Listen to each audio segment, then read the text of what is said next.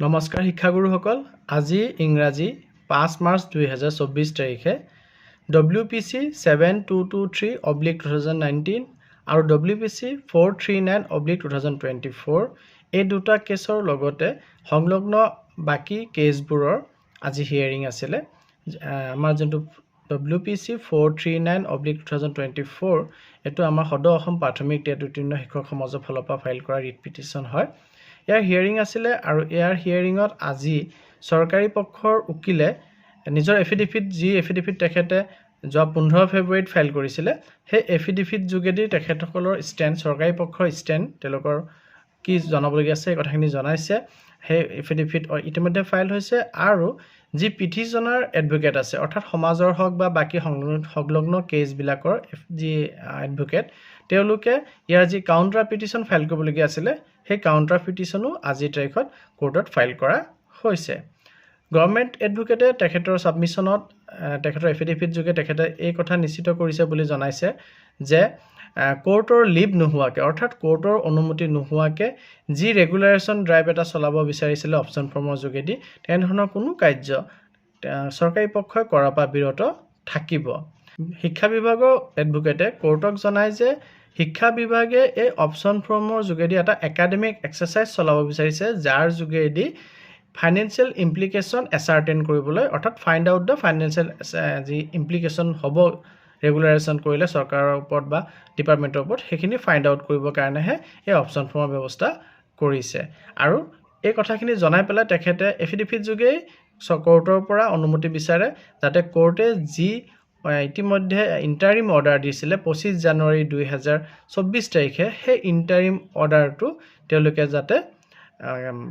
vacate কৰি দিব লাগে অৰ্থাৎ হে ইন্টাৰিম অৰ্ডাৰটো উঠাই দিব লাগে যাতে গভৰ্নমেন্টে ফাইনান্সিয়েল ইমপ্লিকেশন এসাৰ্টেন কৰিবৰ কাৰণে যি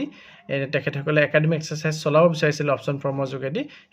সেই এক্সাৰসাইজটো সম্পূৰ্ণ কৰিব পাৰে সৰকাৰি পক্ষৰ এডভোকেটৰ এই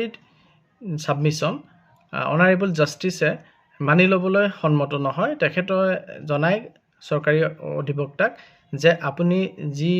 দাবী জনাইছে সাবমিশন দিছে যে যি ইন্টাৰিম অৰ্ডাৰ দি থোৱা আছে হেতু ভেকেট কৰি দিব লাগে ইন্টাৰিম অৰ্ডাৰ ভেকেট কৰাৰ কাৰণে আপুনি যিখিনি যুক্তি দৰ্শাইছে এই যুক্তিখিনি যোনটো নটিফিকেশন অপচন ফৰ্মৰ কাৰণে প্ৰকাশ পাইছে তাৰ সম্পূৰ্ণ অপোজিট এটা যুক্তি আপুনি দৰ্শাইছে গতিকে আপোনাৰ এই এফিডেভিট যোগে এই কথাখিনি মানি ল'ব পৰা নাযাব ইয়াৰ কাৰণে আপুনি প্ৰপাৰ এপ্লিকেশন আইএ ফাইল কৰিব লাগে আৰু সেই ক্ষেত্ৰত আমাৰ শেষত গৈ পেলাই যি হিয়াৰিং আজি আছিল তাৰ কাৰণে সৰকাৰি পক্ষ এডভোকেটে জনায় তেখেত সম্পূৰ্ণৰূপে সাজু হৈ থকা নাই আৰু যি আইএ ফাইল কৰিব লাগিব আপোনাৰ যি ইন্টাৰিম অৰ্ডাৰ দি থোৱা আছে 25 জানুৱাৰী সেই ইন্টাৰিম অৰ্ডাৰটো ভেকেট কৰিবৰ কাৰণে হে আইএ ফাইল কৰিবৰ কাৰণে তেখেতে সময় বিচাৰে আৰু এই ক্ষেত্ৰত আমাৰ জাস্টিসে 3 সপ্তাহৰ সময় দিয়ে আৰু 3 সপ্তাহৰ পাছত গুটেই কিটা কেছক একেলগে এটা ডেটত ফিক্স কৰিব আৰু সেই ডেটটো এতিয়ালৈকে ফিক্স কৰা হোৱা নাই 3 সপ্তাহৰ পাছত ফিক্স কৰিব বুলি তেখেতৰ আদেশত অৰেল যোনটো আদেশ দিছে তাত উল্লেখ কৰিছে আৰু এই গুটেখিনি আদেশ যেহেতু ৰিটেন আকাৰত প্ৰকাশ পাব কিন্তু তাৰ কাৰণে এদিন দুদিন সময় প্ৰয়োজন হৈ যায় গতিকে যেতিয়া ৰিটেন আকাৰত প্ৰকাশ পাব তেতিয়া মই সম্পূৰ্ণ আজিৰ অৰ্ডাৰটোৰ বিশ্লেষণ আপোনালোকৰ লগত কৰিম আজি যিখিনি কথা মই গম পাইছো সেইখিনি কথাৰ ওপৰত মই আপোনালোকক এইখিনি কথা জনাব পাৰিলো যে আজিৰ তাৰিখত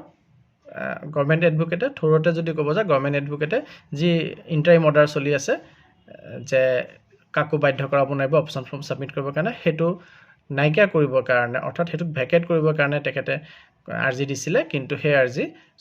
আমাৰ মাননীয় ন্যায়াধীশ মহোদয় মানি নললে আৰু তাৰ কাৰণে তেখেতক প্ৰপাৰ এপ্লিকেশন দি পেলাই প্ৰপাৰ যুক্তিৰ সৈতে আহিব দিছে নেক্সট 3 উইকছৰ পাছত যে কিয় ইন্টাৰিম অৰ্ডাৰটো ভেকেট কৰিব লাগে আৰু তাৰ 3 সপ্তাহৰ পাছতে সম্পূৰ্ণ হিয়াৰিং ইয়াৰ হ'ব ধন্যবাদ